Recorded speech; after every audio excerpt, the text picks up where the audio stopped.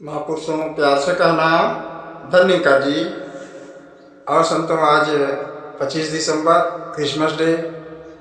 आज दुनिया के बहुत से लोग क्रिसमस डे मना रहे हैं। हजरत ईसा मसीह का संदेश आप जी के चरणों में दास लेकर आया है, एक छोटा सा कहानी के जरिए। और महापुरुषों, एक बार एक इंसान बहुत दुखी, बहुत गमगीन एक बगीचे के पास पहुंचा। उस बगीचे का मालिक एक तरफ खड़ा था। महापुरुषों, वो इंसान जाकर उस बगीचे का जो मालिक था उससे कहने लगा कि मालिक, हमको कोई काम दे दो। कई दिन से हम काम ढूंढ रहे हैं, काम के तलाश में हैं, हमको काम नहीं मिल रहा है। आगे से वो जो बगीचे का मालिक है कहता है कि ठीक है, बगीचे में चले जाओ और काम करो। जो मजदूरी तय हुई 100 रुपये, मान लीजिए कि 100 रुपये अगर मजदूरी तय हुई तो 100 रुपये तय करके उस इंसान को बगीचे में भेज दिया वो मालिक कि जाओ काम करो। फिर वो इंसान बहुत दुआएं देता कि मालिक कृपा करें, रहमत करें कि आप जैसा दानी परमात्मा रूप हमारे जीवन में आए हो कि हमारे पास खाने को भी कुछ नहीं था, आपने काम दिया है। तो महापुरुषों, वो शुक्राना करते हुए फिर काम करने के लिए चला जाता है, काम करने के लिए चला जाता है। फिर आगे कुछ समय बीता तो एक इंसान और टहलता हुआ आया, काम खोजते हुए आया। तो उस मालिक से कहा कि हमको कुछ काम दे दीजिए। तो उन्होंने फिर आगे से कहा कि ठीक है, बगीचे में चले जाओ और काम करो, जो मजदूरी तय है आपको भी मिल जाएगी। वो भी इंसान चला गया। कुछ समय बीता, 11-12 बजे के आसपास फिर कोई आया इंसान, तो उसको भी उसी तरह से भेज दिया काम करने के लिए।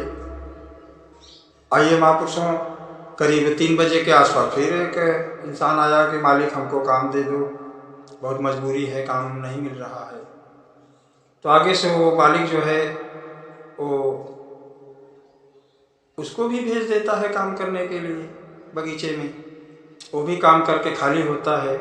शाम को 5 बजती है, सभी लोग काम से खाली होते हैं और वो मालिक बैठा होता है। सभी लोग अपने काम का जो मजदूरी लेना है वो लाइन लगा लेते हैं।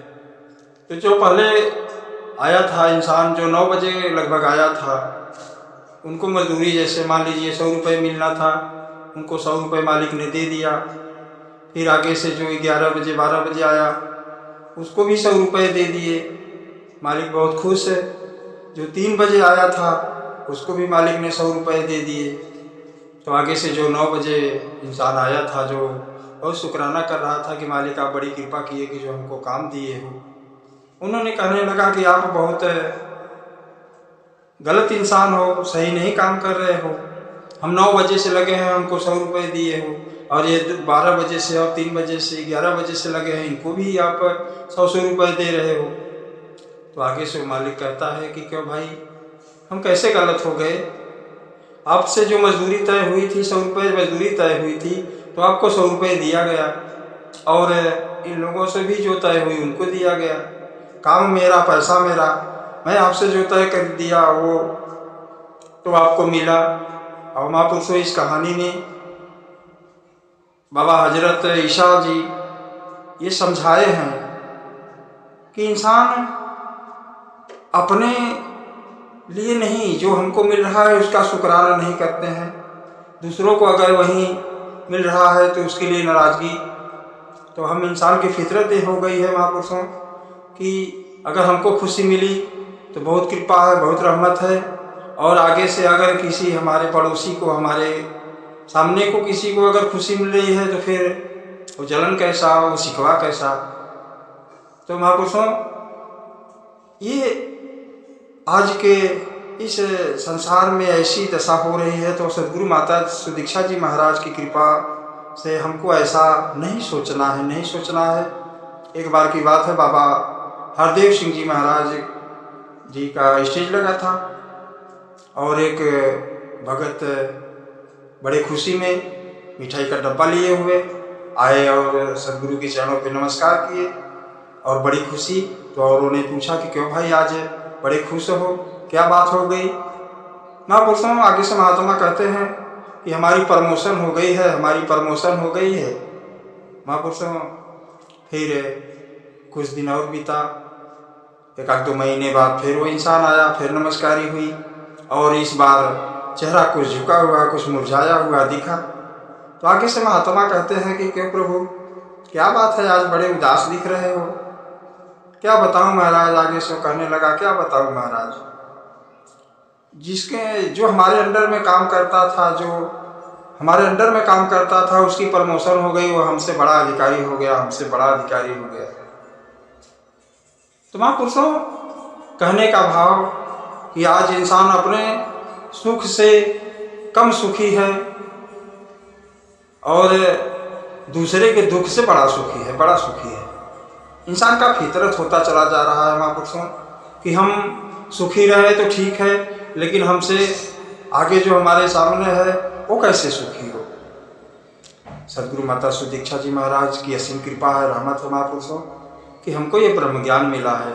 हमारे अंदर विशालता आना चाहिए, हम विशाल बने। महापुरुषों एक को जानो, एक को मानो, एक हो जाओ, ये सदगुरु हमको सिखला रहा है कि हमको जो मिल रहा है गुरु का शुक्राना है, हमको जो मिल रहा है सदगुरु की कृपा है।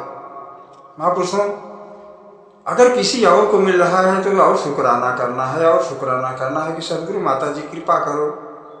सभी आपके बच्चे हैं, सभी आप जी देख रहे हो सभी को, तो सभी को सारा सुख है।